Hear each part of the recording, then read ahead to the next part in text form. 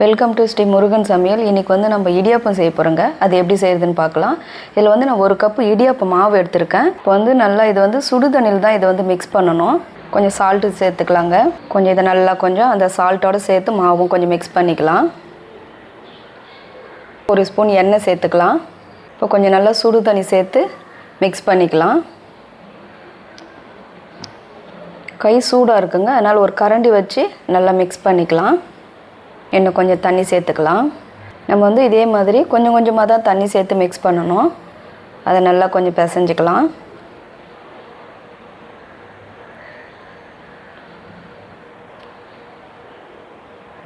இந்த அளவுக்கு நம்ம மாவு பிசைஞ்சிட்டா போதுங்க.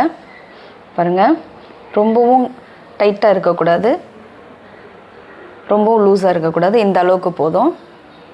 நம்ம செய்ய ஸ்டார்ட் பண்ணலாம். பாருங்கள், இந்த மாதிரி இருக்கிற அந்த சின்ன சின்ன ஹோல்ஸ் இருக்கிற அந்த ஒரு பிளேட் அதை வச்சு தான் நம்ம செய்யணும் இடியாப்பம்.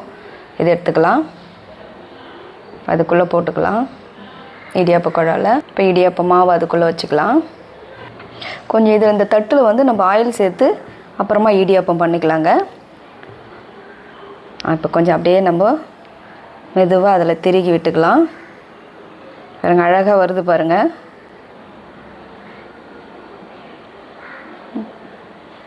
இதில் வந்து உங்களுக்கு இடியாப்பம் தட்டு இருந்தால் அதிலே பண்ணிக்கலாம்.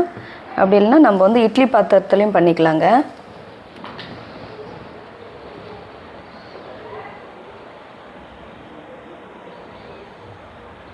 இதே மாதிரியே மிச்சம் எல்லாத்தையும் பண்ணிக்கலாம் இடியாப்பம்.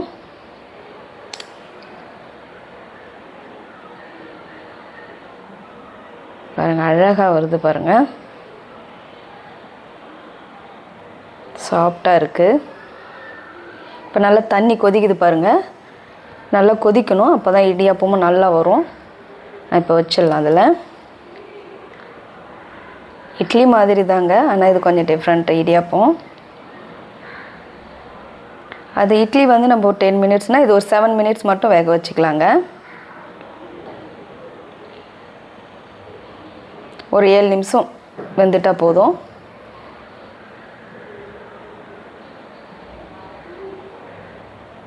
பாருங்கள், அழகாக வெந்துடுச்சு பாருங்கள்.